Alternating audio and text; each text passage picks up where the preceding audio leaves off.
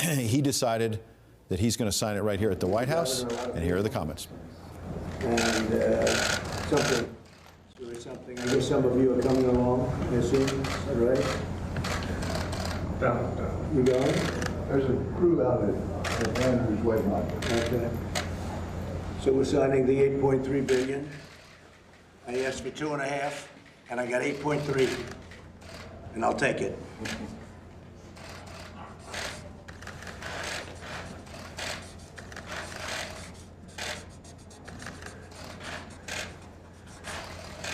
Okay.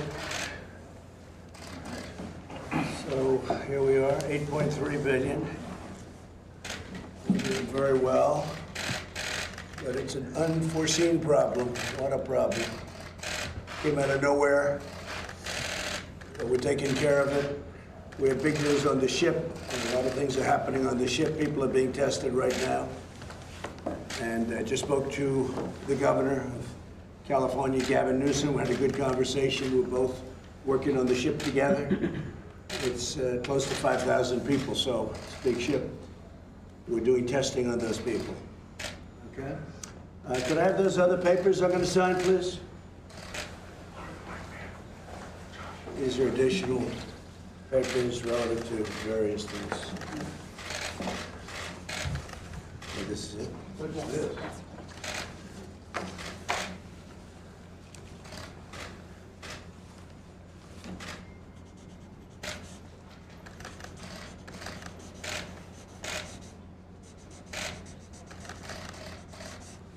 Okay, give me the other one. These are the emergency designations for there's two of them. Do you have anything to say to the press? I just want to make it clear that in terms of tests, we have provided all the tests to the state of Washington and the state of California that they've asked for. The production and shipping of tests that we've talked about all week is completely on schedule. All of the CDC tests, the tests that are available to test up to 75,000 people, CDC has shipped to America's public health labs. Those are out. Then IDT, the private contractor working with CDC to ship to the private sector and hospitals, has already shipped enough tests for 700,000 tests.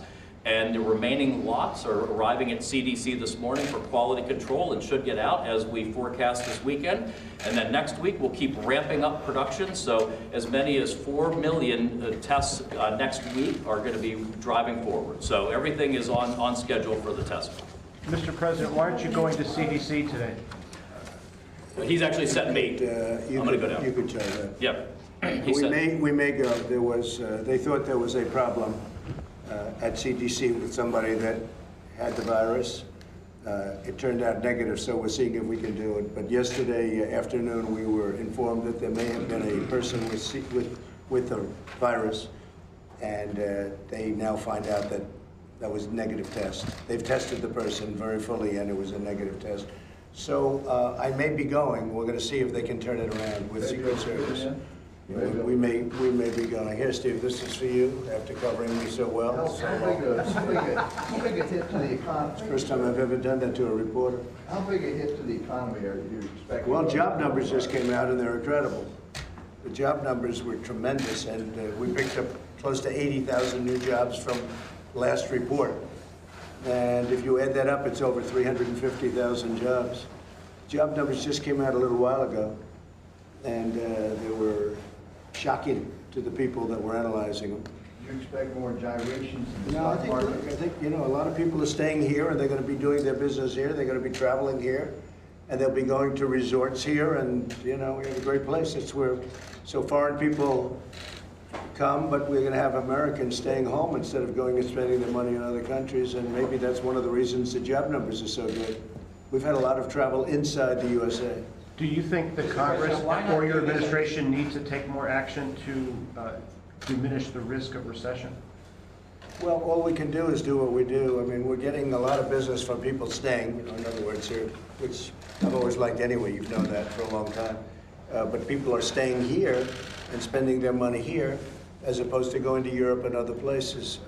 Now that'll change when this goes away, and hopefully that'll be sooner rather than later. But people were, I would say virtually everybody, you saw the job numbers, I guess, people were shocked because you had another 80 or whatever it is, a lot of numbers from last month where they upgraded. So the job numbers were at a level that nobody thought possible. They were really incredible. No stimulus needed? I don't know. I mean, we're going to see whether or not the Fed wants to stimulate. In my opinion, they should, because Europe is and China is and everybody is but us. We have a Fed that is not exactly proactive. I'm being very nice when I say that. But no fiscal stimulus? I think what happens is the Fed should cut and the Fed should stimulate, and they should do that because other countries are doing it, and it puts us at a competitive disadvantage, and we have the most prime. We are considered by far the most prime, and it's our dollar that everybody uses. The Fed should stimulate, and they should cut. And why should Germany have an advantage over us with interest rates? So Germany just announced that they're stimulating and they're cutting. Asia is, all over Asia they are. China is tremendously. And we're really not. And we pay higher interest, we have a higher rate, and it's ridiculous, frankly. We should have the lowest rate by far, and instead we pay more than other countries. Other countries are paying 0 and less than 0, you know it very well.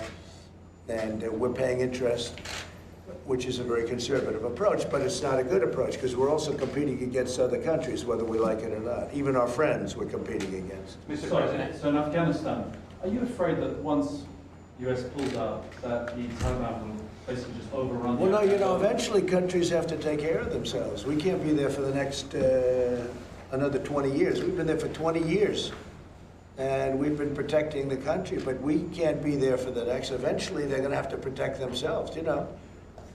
It should have been done a long time ago.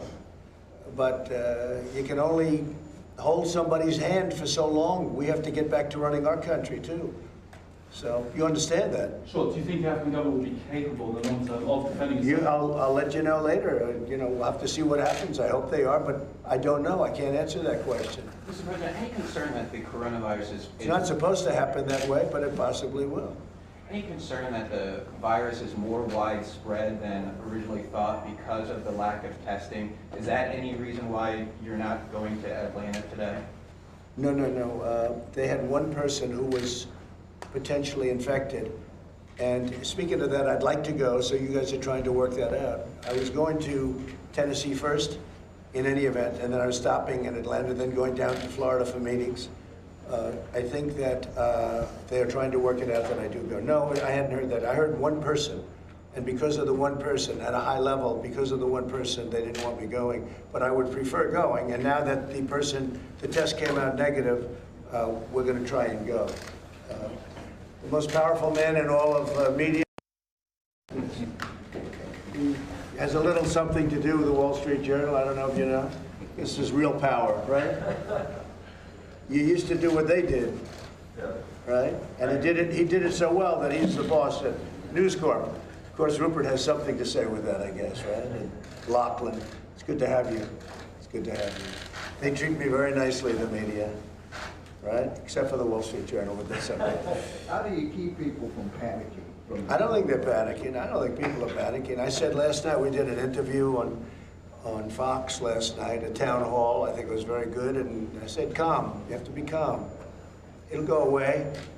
We do have a situation where we have this massive ship with 5,000 people, and we have to make a decision. You know, it's a big decision because we have very low numbers compared to major countries throughout the world. Our numbers are lower than just about anybody. And in terms of deaths, I don't know what the count is today. Is it 11? 11 people? And in terms of cases, it's very, very few. When you look at other countries, it's a very tiny fraction because we've been very strong at the borders. But then you have a ship with a lot of Americans on it. It's got 5,000 people on it. It's a massive ship, and you know they want to come in. So we have to make a decision. We're working with the governor of California on that. Are you meeting with President Bolsonaro this weekend, sir? Yeah, I am. We're having dinner at Mar-a-Lago. He wanted to have dinner in Florida if that was possible. The president of Brazil. So we'll be doing that today. Do you think financial markets are overreacting? I think financial markets will bounce back as soon as this really bounce back. Don't forget, they're down probably 10 or 11% from, where they were, but they were up 70%, so, it's only, it's a relatively small piece. I don't like to see it happen, because I was looking for 30,000 very soon. You were, it seemed days away from 30,000, and now we have a little more room to make up. But I think the country is so strong. We're so strong as a country now. We have never been like this. The consumer is generating so much because of the tax cuts, the regulation cuts, and, the things we've done. So I think we're in great shape. I think we're in great shape. This came unexpectedly a number of months ago. I heard about it in China, came out of China, I heard about it. And we made a good move. We closed it down, we stopped it. Otherwise, the head of CDC said last night that you would have had thousands of more problems if we didn't shut it down very early. It was a very early shutdown, which is something we got right. Okay? So looking at the Super Tuesday results, so you worry the Democratic Party is unifying around Joe Biden, and that will take away your arguments about the Democrats being too left-wing and too socialist? Well, he's left-wing, and he's got all people that are left-wing, and in many ways he's worse than Bernie. Look at what he did with guns. He put Beto in charge of guns. Beto wants to get rid of guns, right? So that's a bad stance, and he's got a lot of people that are left-wing, and they'll be running the government. He's not going to be running anything. If he ever got in, they'll be running the government. They've got people further left-wing than what Bernie has. So, not going to be good. It wouldn't be good for Wall Street, I can tell you that. Do you think sexism? Plus, if you look at his taxes, he's going to raise taxes incredibly. He's going to raise taxes more than Bernie. I looked at, and he's open about it. Bernie doesn't like to talk about it. Joe Biden, his tax increases they're staggering. It's ridiculous. He'll destroy everything that's been built.